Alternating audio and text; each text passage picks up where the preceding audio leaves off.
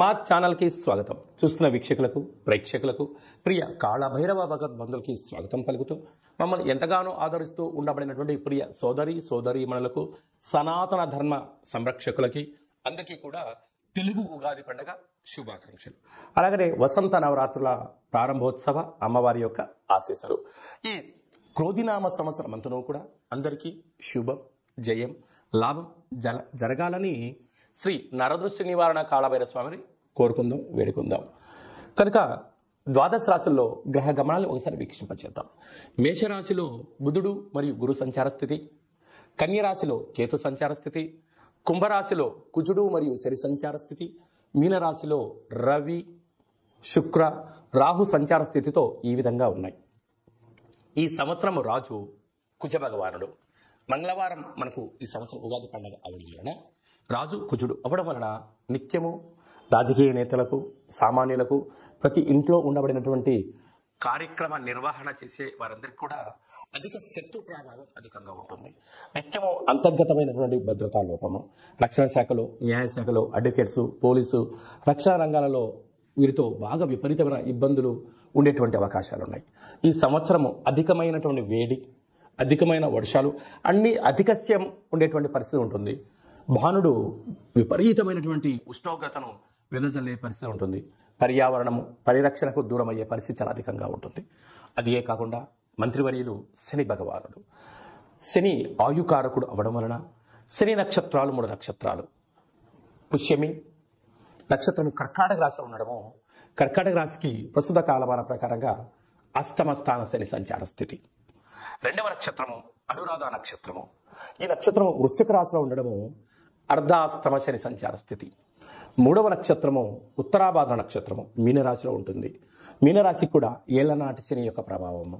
అంటే శని భగవానుని యొక్క తీవ్రత ఈ సంవత్సరము చాలా అధికంగా ఉంటుంది. మంత్రివర్యులు అవ్వడం వలన రాజు ఆజ్ఞాపిస్తాడు, మంత్రి పరిపాలన అధ్యక్షత నిర్వహణ చూస్తాడు. కనుక ఈ సంవత్సరము అనేక రకాలమైనటువంటి వ్యాధులు, ఇబ్బందులు, చోర భయం, తస్కరణ భయం, నదీ ప్రయాణాలు, అగ్ని ప్రమాదాలు, అనేకమైనటువంటి స్వయం కృప అపరాధంతో జరిగే పరిస్థితి చాలా అధికంగా ఉంటుంది.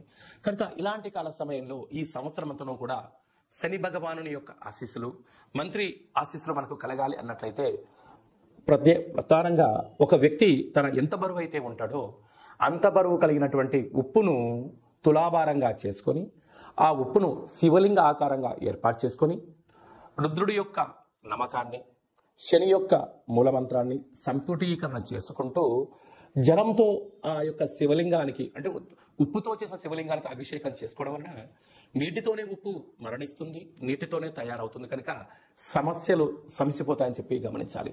ఈ ఒక్క చిన్న రెమెడీ కార్యక్రమం చేసుకుందాం. శని భగవాన్ యొక్క ఆశీస్సులు పొందుదాం. శ్రీ క్రోధినామ సంవత్సరంలో అందరము ప్రశాంత, సుఖవంతమైన, ఆనందకరమైన, ఆరోగ్యకరమైనటువంటి జీవితాన్ని పొందుదాం. కర్కాటక రాశి వారికి ఈ తెలుగు ఉగాది పండుగ ప్రారంభంలో ఎలా ఉండబోతుందో ఈ వీడియోలో సవివరంగా సంపూర్ణంగా తెలుసుకుందాం.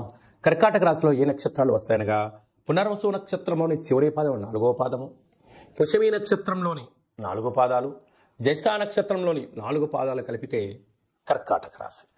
చాలామందికి పుట్టినటువంటి కాల సమయంలో డేటా ఆఫ్ బర్త్లు లేనటువంటి కారణం వలన పేరు యొక్క మొదటి అక్షరాన్ని అనుసరిస్తూ ఆ రాశిని తెలుసుకునే ప్రయత్నం చేద్దాం. హే, హూ, హే, హో, డా, డే, డు, డే, డో అక్షరాల వారందరూ కర్కాటక రాశి జాతకులే. కర్కాటక రాశి అధిపతి చంద్రుడు. వీరికి ఒకవైపు అష్టమ స్థాన శని సంచార స్థితి జరుగుతున్న విషయం తెలిసినటువంటిదే.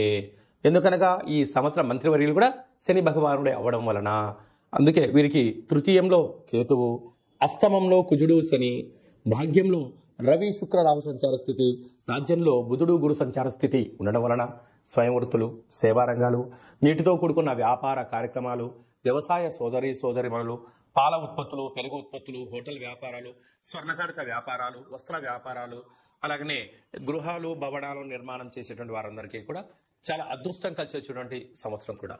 కాకపోతే స్వల్పమైనటువంటి యంత్రాలతో, ఆయుధాలతో, కొరముట్లతో వాహన ప్రమాదాలు పొంచి ఉన్నాయి.